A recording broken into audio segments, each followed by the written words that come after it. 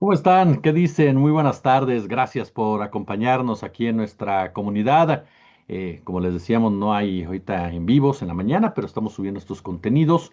Y 3:30, 20:30 siguen igual. Hoy en la noche está Jairo Calixto, normal. A las 22:30 también está Waldo Matus, normal. Después los 5 minutos de Te Platico, normales. Así que ahí estamos en entrevistas y dimos un descansito en ese marco, pero regresamos el lunes sin ningún problema. Oigan, a ver, ¿y dónde está el piloto? Se podría titular esta cápsula, inspirado en lo que tuiteó la querida Ana Muñoz de la Torre, que sin duda es una gran experta, que hizo una aportación maravillosa en las entrevistas de la semana. Y caray, mire, creo que es un tema que nos tiene que llevar a profundizar sobre lo que realmente está pasando en Medio Oriente. Lo hemos dicho aquí en otras ocasiones. Por supuesto que no hay nadie, ninguna potencia que pueda ponerse al brinco con Estados Unidos sin sufrir grandes daños, incluso la aniquilación total, ¿no? Incluyendo a Rusia y a China, que igual responden con igual dureza, pero a final de cuentas se toparían con la misma vicisitud, porque Estados Unidos tiene por lo menos que 100 años armándose, 70 años, dicen algunos, armándose, ajá, hasta los dientes, controlando la economía, controlando el armamento.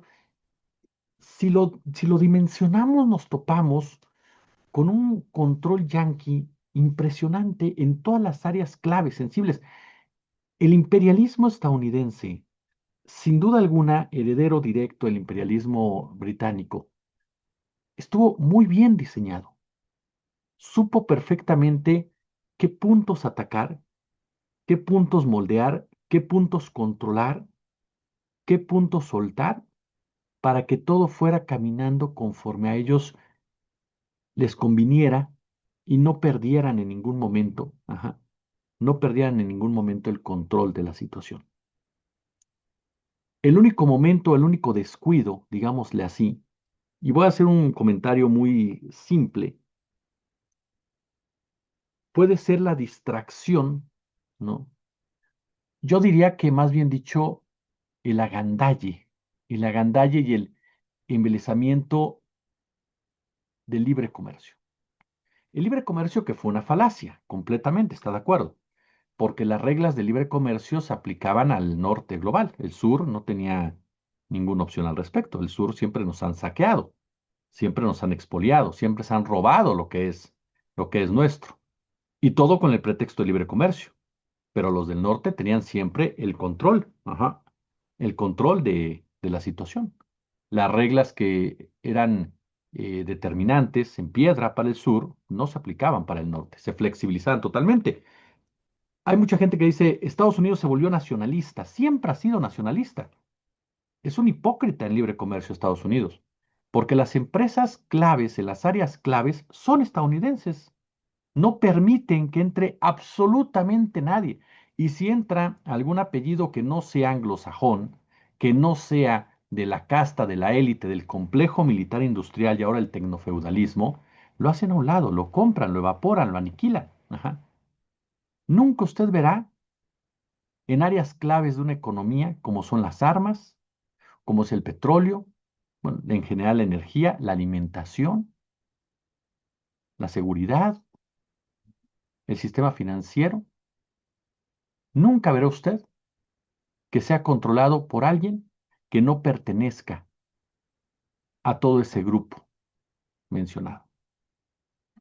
Ellos no permiten para nada, pero para nada que alguien más crezca en su jardín. Contrario a lo que hacen en el mundo, porque en el mundo lo que hicieron durante tantos años es que ellos dominaban las políticas industriales y destruían la política industrial del sur. Entonces Estados Unidos siempre fue un hipócrita de libre comercio.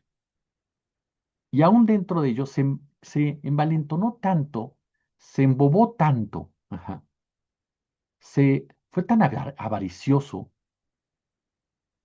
que pensó que China era un juguete, que pensó que China era una cosa extraña que iban a poder detener en algún momento, que iban a poder mantener el control de las reglas en ese sentido.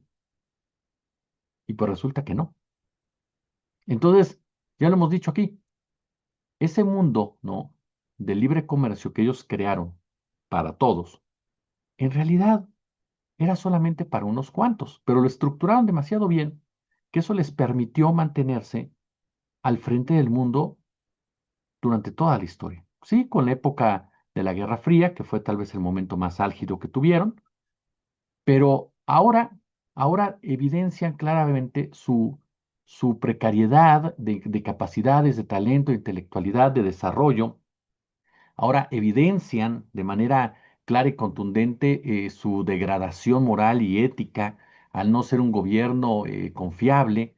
Ahora evidencian precisamente su derrumbe incluso como ejército, al ser un elefante artrítico, ¿no? Sí tengo muchas armas, mucho poder, desarrollo tecnológico, casas para tirar por todos lados, bombas, misiles, pero no tengo capacidad estratégica. Ajá. No tengo capacidades de planeación como tal, no sé moverme en los escenarios y en las guerras, por lo menos he perdido, ¿no? Las más emblemáticas. Y está a punto de perder una tercera en esta época del imperialismo yanqui. Entonces, cuando pasa lo que pasó hoy, bueno, las dos cosas que han pasado en las últimas horas.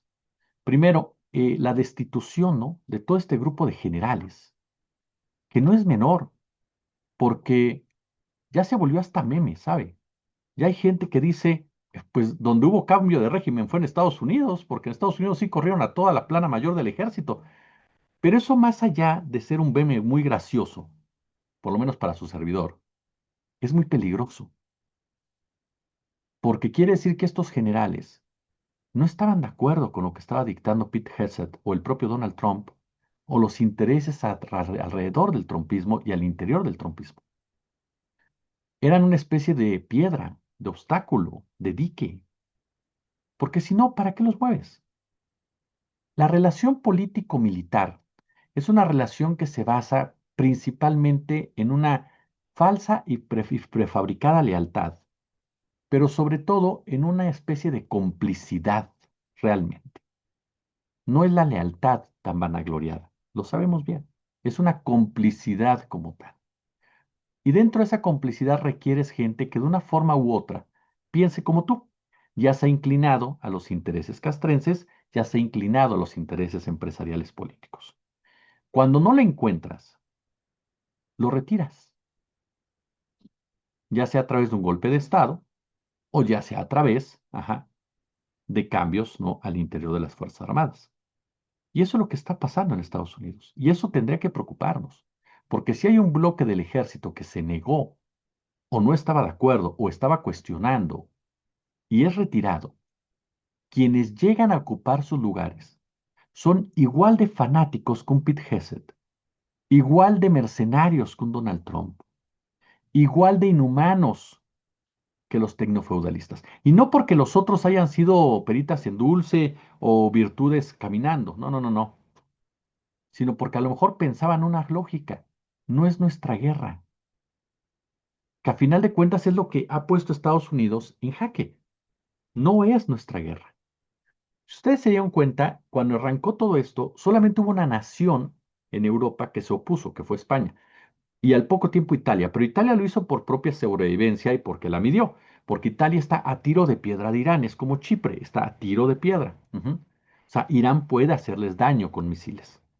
Entonces Italia dijo, a ver, espérenme tantito, yo la pienso, ¿no? Y aparte ya Meloni había tenido diferencias con Trump desde la guerra de los 12 días. Ya Meloni había lanzado ciertos cuestionamientos hacia Trump y Netanyahu, ¿no? De la forma como habían provocado a Irán. Es decir, el rechazo de Italia no fue nuevo, ni fue algo intempestivo, es algo que ya Italia venía midiendo y no estaba muy a gusto con las, sobre todo también las agresiones constantes de Trump hacia la OTAN. Entonces Italia, ¿no? Mantuvo siempre esa resistencia junto con España, que fue mucho más mediático, mucho más estridente. Pero el resto ahí estaba, ¿eh? Recuerde que Francia quería mandar al ejército, hablaba de bombas nucleares, Inglaterra en un principio también por ahí salieron casas, ¿no? De su lado, Polonia andaba también todo encandilado, ni qué decir de Ucrania, Alemania, bueno, tiene su canciller es fan del nacisionismo, porque él es un nacionista, en fin, nos vamos topando con estas naciones europeas que que parten el queso, ¿no? Y que estaban a favor de darle en contra a Irán. Igual los árabes, ajá, ¿se acuerdan las posturas iniciales de Emiratos Árabes, Arabia Saudita, incluso Qatar, ¿no? ¿Qué cambió? Sí, la respuesta de Irán fue contundente, no cualquiera se anima a darse un quién vive con ese nivel misilístico, pero también cambió que Irán ha tenido grandes éxitos en esta batalla a pesar de la destrucción que hay de su territorio. Y uno de ellos es el narrativo. Irán logró colocar en la mesa, profundizar y certificar posteriormente con declaraciones como la de este señor Kent, el primero que renuncia del ámbito del antiterrorismo, y después de republicanos y demócratas, congresistas y senadores, y para colmo, voceros muy importantes y de mucho alcance como Tucker Carlson o Stephen Bannon, que la guerra era de Israel, que Trump estaba librando la guerra de Israel. Ante eso, los países árabes podrán no querer a los persas, pero tampoco quieren a los israelíes. Ajá. Entonces, ellos no crean que los príncipes saudíes se preocupaban por Netanyahu, no, se preocupaban de los pueblos, como pasó en Bahrein. Cuando la gente de Bahrein se dio cuenta que Bahrein quería atacar a Irán, se le fue encima a su monarquía. Y lo mismo iba a pasar en otros lados, y no porque quieran mucho a los persas o a los chiitas, sino porque odian a los israelíes. Entonces los pueblos van a decir, ¿cómo me estás pidiendo que yo respalde una guerra contra un persa que es más cercano a nosotros que hacia un sionista, hacia un israelí? Entonces los árabes que dijeron, espérame tantito, si ya se metió esto aquí, ya se involucró hasta Bael, ¿no? Y demás, pues a mí como gobernante no me conviene meterme en algo así, porque el pueblo se me va a levantar. Entonces voy a tener que reprimir al pueblo mientras este me está bombardeando. Ujú. Y en una de esas, el pueblo se me sale de control y entonces hasta yo ando valiendo para dos piporos. Y tú no me vas a ayudar porque te tienes que pelear con Irán y defender Israel. Y lo mismo pasó en Europa. Cuando surge esto, es cuando Francia se echa para atrás, si se dio cuenta. Es cuando Inglaterra se retiene. Ujú. Incluso es cuando el presidente alemán aparece a cuestionar la guerra. No el canciller, que es un nacionalista, insisto. No, el presidente alemán. Es cuando los medios empiezan a cuestionar y es cuando la gente empieza a salir a la calle. Porque nadie quiere pelear las guerras de Israel. Nadie. ¿Por qué tenemos que pelear las guerras de Israel? Ajá. ¿Por qué tenemos que seguir respaldando a los genocidas? ¿Por qué tenemos que seguir respaldando un gobierno como el de Netanyahu? ¿Por qué la gente tiene que salir a morirse por los intereses de un grupo de colonialistas gore? Ajá. ¿Por qué? Entonces, eso empieza a permear en el ejército de Estados Unidos, en el pueblo de Estados Unidos, en un ejército que dice, oye, pues no son nuestros intereses, no tenemos por qué salirnos a matar nosotros, hijo. Entonces hay que quitarlos, como ya sucedió. El tema es de dos, se puede profundizar la fractura en Estados Unidos en el ejército, y entonces el ejército comenzará a mandar señales de desobediencia, de respaldo popular y de acciones en contra del gobierno de Donald Trump. No sería la primera vez que el ejército de Estados Unidos presiona a un presidente y deja que lo maten o, ajá, lo desobedece. Ya pasó con el propio Trump, ¿se acuerda? Lo dijo Norton en sus memorias, quien era el jefe del Comando Norte. Ujú. Entonces, eso es una opción. Y la otra opción es que llegue un grupo más de fanáticos que esté de acuerdo en lanzar una bomba nuclear, pensando que pueden los tecnofeudalistas recuperar el mundo como Cristo, como Dios a los 3 días, ¿no? A los 7 días, ¿no? Porque, pues, ¿qué más da? Son el pueblo elegido. Seguramente Dios les va a mandar una capa protectora, ¿no? El punto es esto hay que tener mucho cuidado y hay que analizarlo con cuidado y estar pendientes de cómo se va desarrollando. Yo no creo que es un cambio así nada más naturalito. Ay, porque ya están viejos, retírense. No, no, no. Eso no pasa en el ejército. Quienes tienen cierta cultura castrense saben que eso no pasa en el ejército. Y menos en medio de una guerra. Eso no sucede. Ajá. Entonces, esto tiene que ver más que nada por las diferencias en las tomas de decisiones. Y eso es muy serio. Cuando en el ejército hay grupos que ya no están de acuerdo con lo que está haciendo el poder político empresarial, las cosas se pueden resquebrajar de manera muy peligrosa internamente y para el mundo en lo que se pone orden en la disputa interna. El otro tema es el de este piloto, estos pilotos. Uno de ellos me parece que ya fue recuperado, cuando Irán tumba un caza estadounidense. Señor Trump, se lo dije ayer, neta va ganando, neta va ganando. Ya le tumbaron otro avión. Usted dice que los iraníes no tienen misiles, pues ¿qué los sacan de Temu o de dónde los sacan? Porque yo veo a los iraníes muy sólidos en sus misiles, ¿eh? No se les acaban. Cada día incluso sacan mejores versiones. Y perdón por el sarcasmo, pero de repente uno no puede más que utilizarlo con tal de tratar de explicar con cierta coherencia un discurso derrotista, un discurso que busca ser de victoria, pero en realidad disfraza una necesidad y una desesperación por abandonar un conflicto que ellos mismos generaron y que comienza a resquebrajarte al ejército y comienza a resquebrajarte al pueblo y al poder económico, porque las bolsas siguen en rojos. El precio del petróleo sigue hasta arriba, los fertilizantes comienzan a escasear, el gas comienza a fallar y los semiconductores también. Entonces, es una guerra que se les está saliendo de las manos. Este avión de búsqueda, este avión, perdón, este caza, perdón usted, este caza, perdón, déjeme darle los datos correctos. No, el F-15E Strike Eagle estadounidense fue derribado por las Fuerzas Armadas de Irán. Y esto provocó que un avión búsqueda de rescate y combate, el César HC-130J Combat King 2, me encanta cómo se ponen todos sus nombres falocéntricos, ¿no? De la Fuerza Aérea de los Estados Unidos, fue visto volando extremadamente bajo sobre el campo del sur de Irán, ¿no? Buscando precisamente a los dos pilotos que en ese momento se reportaban como desaparecidos. Por supuesto, la gente, ajá, la gente pues más y más y más, ¿no? Les disparaba.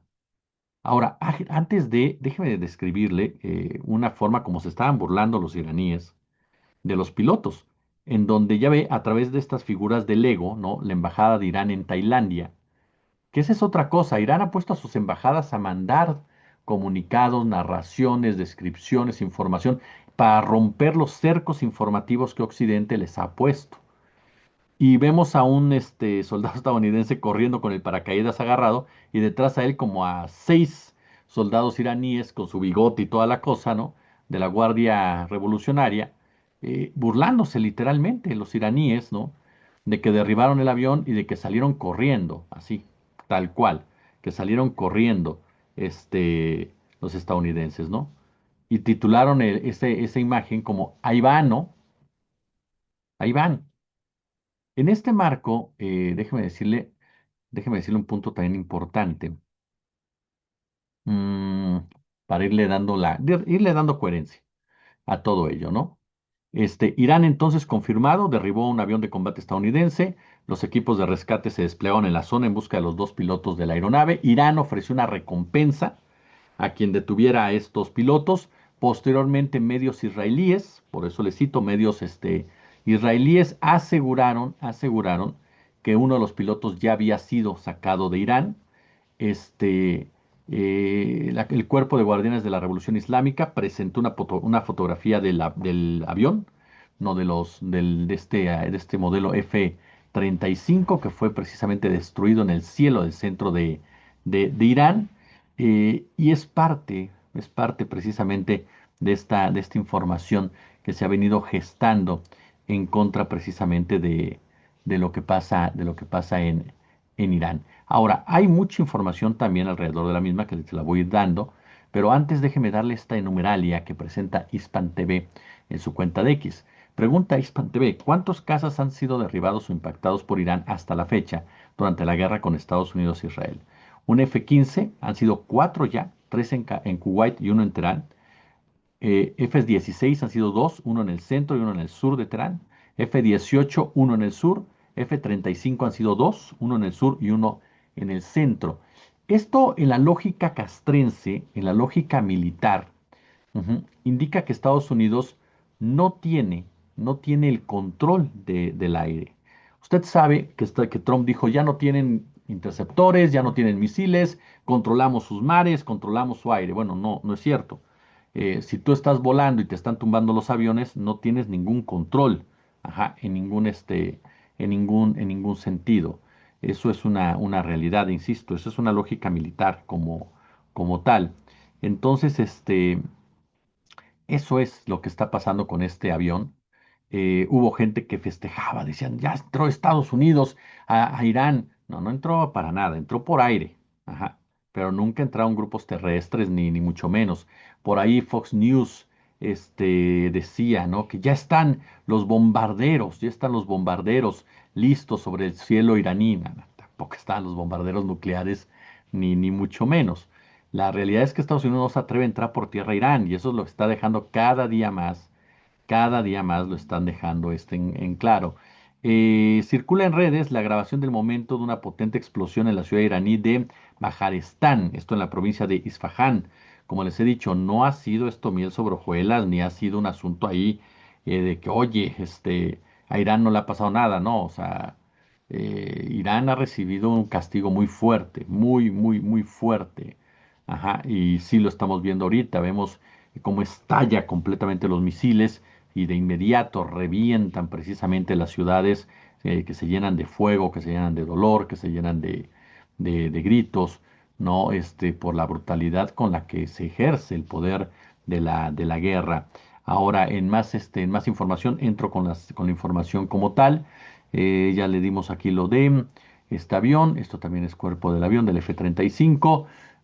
Aquí este dato, vamos con este dato también que presenta la cuenta de X de Telesur. Ataques israelíes dejan 23 muertos, 98 heridas en el Líbano.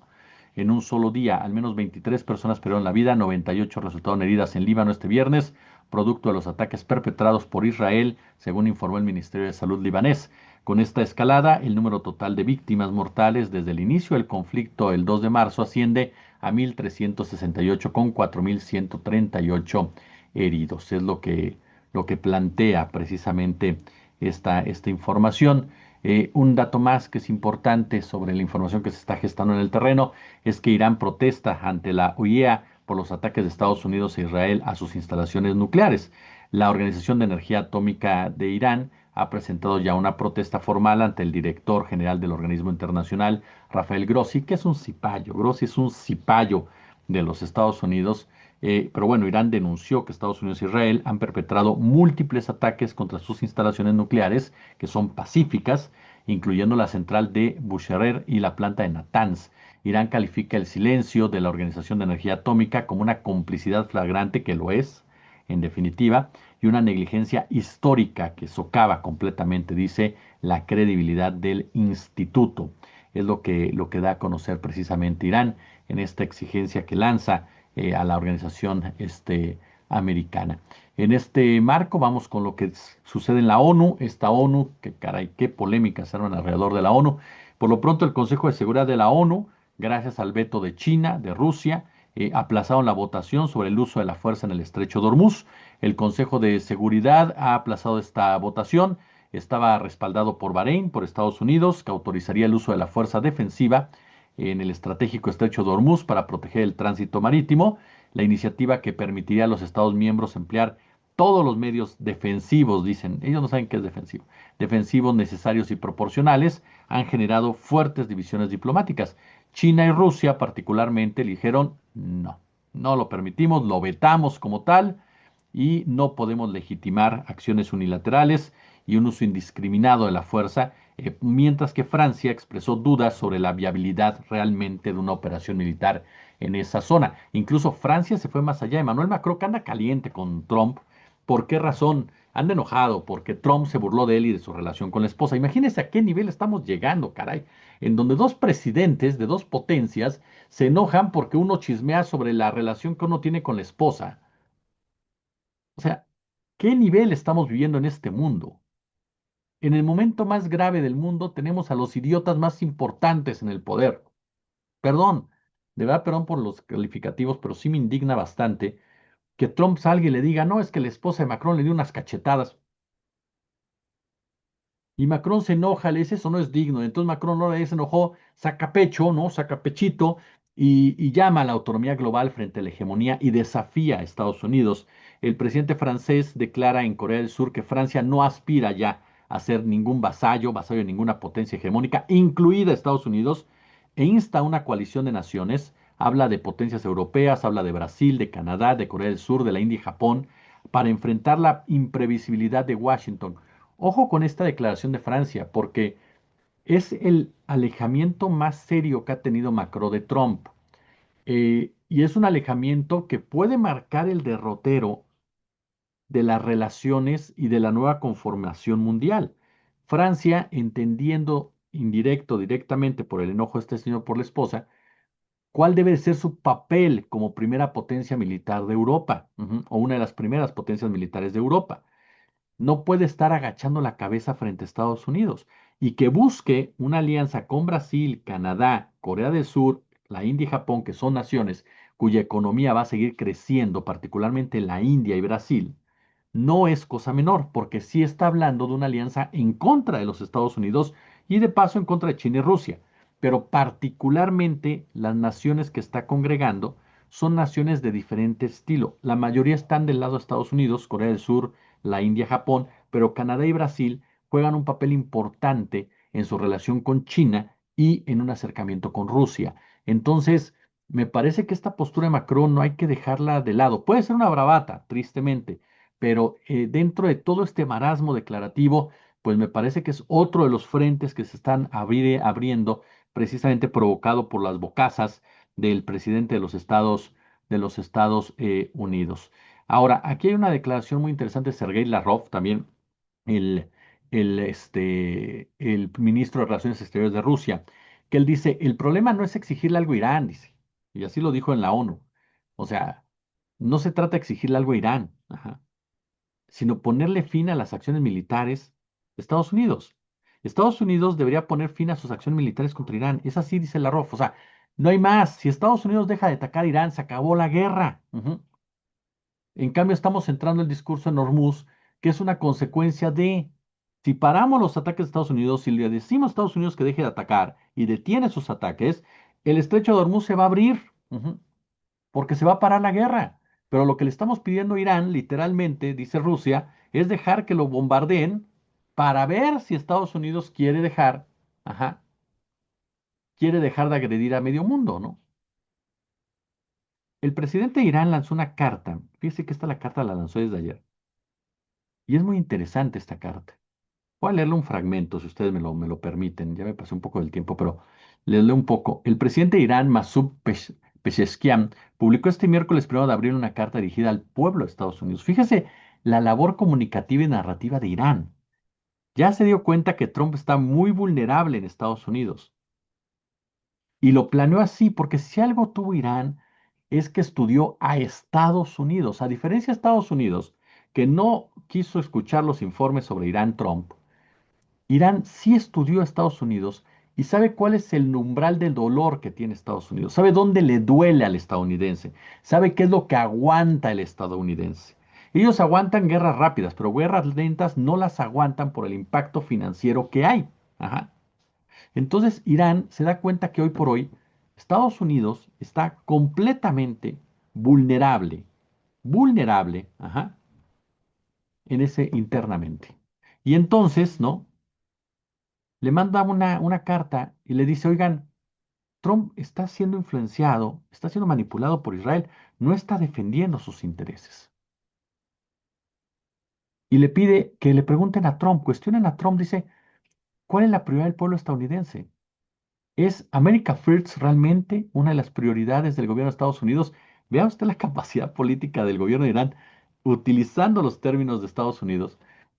Tras asegurar que Irán nunca inició una guerra, que siempre buscó un acuerdo y cumplió sus compromisos antes de ser atacado por Estados Unidos, Israel, que nunca le interesó agredir a Estados Unidos, negaron que el país persa representa una amenaza para el mundo, sus vecinos, y dijo, ¿no es evidente realmente que Israel pretende ahora combatir a Irán hasta el último soldado estadounidense? ¿Qué frase?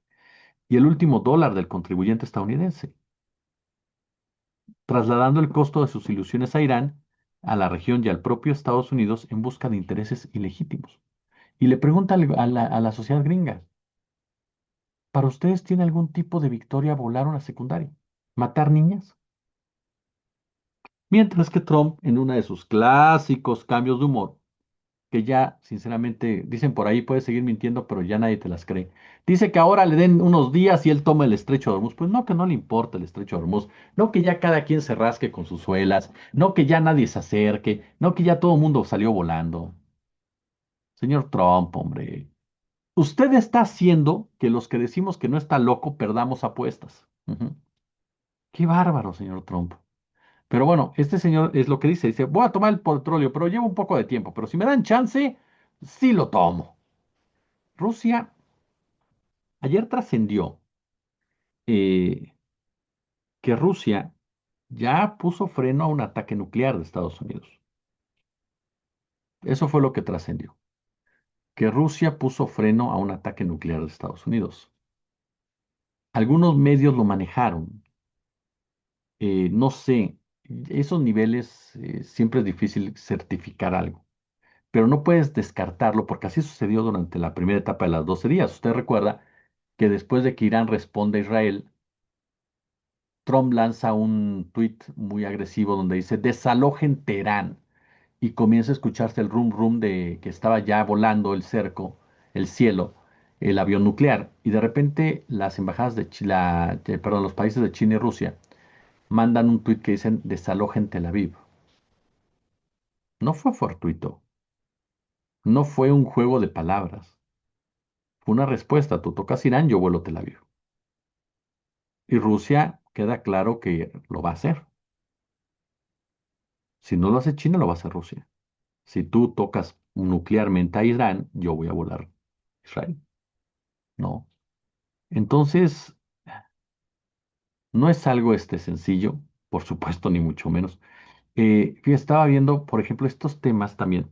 Ay, me voy a poner un poquito porque ya nos va ganando tiempo para darle información. Un buque de japonés, un buque de GNL japonés, cruza el estrecho de Hormuz. Un buque de gas natural licuado de la empresa japonesa Mitsui O.S.K. ha logrado atravesar el estrecho de Hormuz y salir del Golfo Pérsico. La travesía se produce después de este contexto de ataques de Estados Unidos a Israel, que descuidó Irán y que obviamente por ahí se metió la compañía japonesa. Obviamente Irán también se le están acabando sus armas y obviamente se descuida por un lado para poder responder del otro. Ahora, lo que da a conocer Irán, ¿no? Es que atacamos el almacén de equipos logísticos y de apoyo a los refugiados de las fuerzas del ejército estadounidense en Jordania.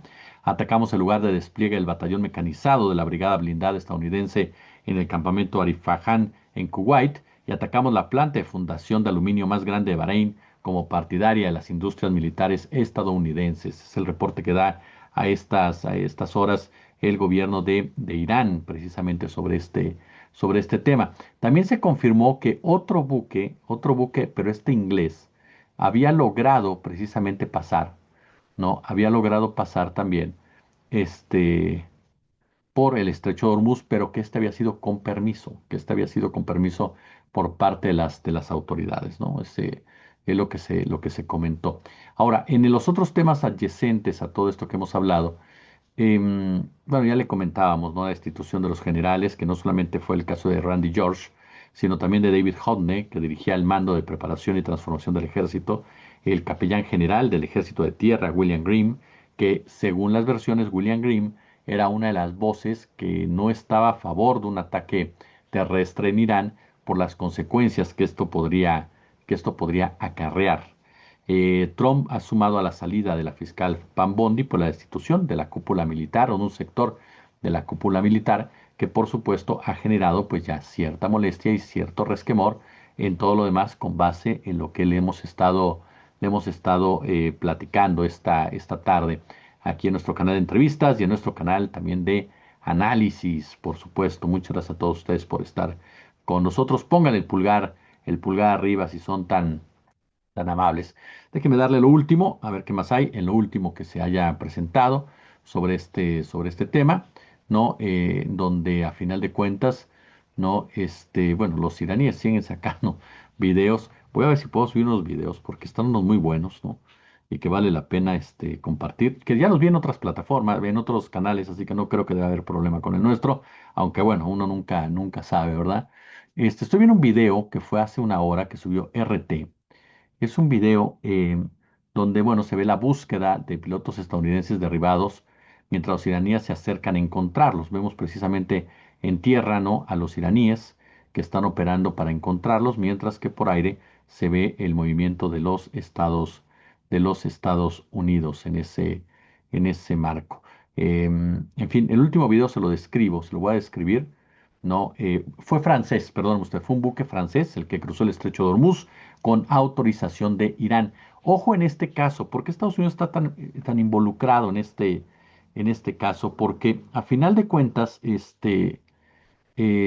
a final de cuentas, también puede darse que empiecen a pagar el petróleo en euros, en yuanes, y entonces el petrodólar vaya perdiendo más y más fuerza. No, así de sencillo. Pero bueno. En fin, es parte precisamente de lo que está sucediendo. Em, ¿Qué les iba a decir? Solamente, ahorita estamos por aquí, es lo último, ¿no? Lo último que tenemos sobre lo que ha venido pasando. Y bueno, a las 3:30 tendremos más información, los 10 minutos de análisis. Pero lo que queda de conclusión es que uno, Estados Unidos no tiene ninguna superioridad aérea sobre el espacio de Irán, queda claro cuando te vuelan un avión. Estados Unidos es el que está moviendo todas sus piezas porque hay un resquebrajamiento, hay una fractura, una fuerte división en su ejército, en las decisiones que está tomando, y Estados Unidos es el que está perdiendo la guerra. Aunque pueda avasallar un país, la guerra la estás perdiendo. Hay una frase militar muy vieja que dice, puedes perder las batallas, pero no la guerra. Y la guerra como tal la está perdiendo Estados Unidos. Pulgares arriba, como siempre un gusto, como siempre un placer.